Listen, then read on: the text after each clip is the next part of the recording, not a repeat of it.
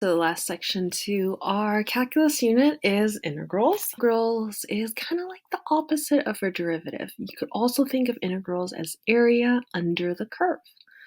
Let's take a deeper look. Areas and distances. So the area problem. So what you're usually trying to do when you're finding an integral is that if there is a function and then you need to find the integral from a to b, you need to find what is the area here. You've learned area in the past in geometry, mostly with different shapes like rectangles, triangles, and even weird shapes where you could add up the different areas. Mainly that is what we're going to do here. There's like a region, you're going to add up different sections. So there's different ways to do it. You cut them into 4 pieces. You take the first one, second one, third one, fourth one, add them up. However, we don't know what this curve is sometimes, so a lot of times people approximate with rectangles. However, this would be an over approximation because you have extra spaces here. If you see an R, that means it's usually the right end point. So there's the left end point, right end point, and then for this box, the left and the right. For this rectangle, the left and the right. For this rectangle, the left and the right.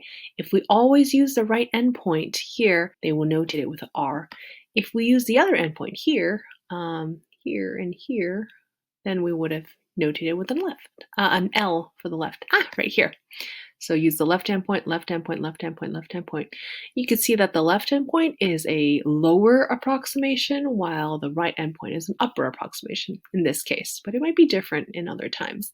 So left hand point, right hand point. Similar to derivatives, we need to use the concept of limits, not here yet, but later on, to find the exact integral, because we're going to cut these boxes so small and so thin that there's so many of them that it gets to such a close approximation that there's almost as if there's no gaps.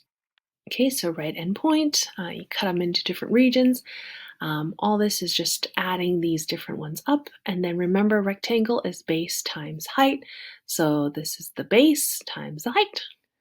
As you can see here, as there are more rectangles, it becomes a better approximation, whether it's the left hand point or the right hand point approximation. If there are more rectangles, there are less gaps, less under approximations, and less over approximations. This is fancy notation, but this is mainly just calculating the y value and multiplying by the change in x. That means how far away it is. So that's all it's doing. There's different ways to calculate these. Like at first we talked about the left and the right. Here, mainly just showing you that with 2 boxes versus 4 versus 8 versus 12, you could see that there's a lot of gaps here that they're missing. Still gaps here. Less gaps here, but much less here with 12. So this is a much better approximation than the other ones here. So the definition, area A of the region S that lies under the graph of the continuous function f, so has to be continuous, is the limit of the sum of the areas of approximating rectangles.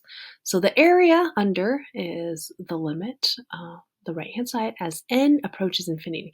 So that just means lots and lots and lots and lots of rectangles, n rectangles as n goes to infinity. So many, almost an infinite amount of rectangles that you're drawing. So take the function and multiply it by this is the height multiplied by the base pretty much.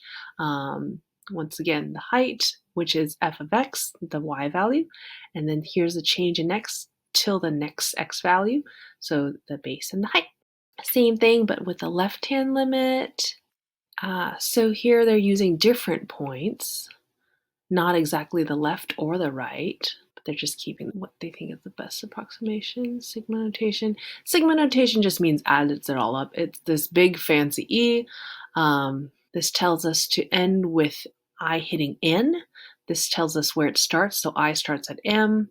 This tells us to add. It's just a big fancy symbol for add them all up. So we start with 1, and then we stop at the top number n, so there's n of them, and add them up.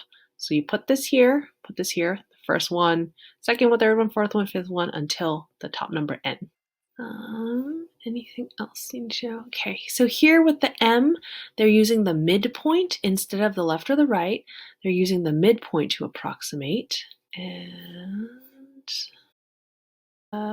Cool. I think I want to show you one more just because it's often used. There's a left, there's a right. There's also one called the trapezoid. I guess it's not in this part of the book, but in the trapezoid one, they take this point here, this point here, this point here, they draw a trapezoid and they add that up. And then they take this trapezoid and add that up. So you can notice that the trapezoids here, this area filled here, not very good at coloring and not very good at coloring here. It's a much better approximation than just the left and the right. So some people use the trapezoid rule, but since your book didn't cover it, you probably won't have any homework on it, but figured you should know that there is this one as well that's called the trapezoid that takes the left and the right hand point together. But instead of base times height, then you'll take this and this height, add them up, divided by 2, and then times the base.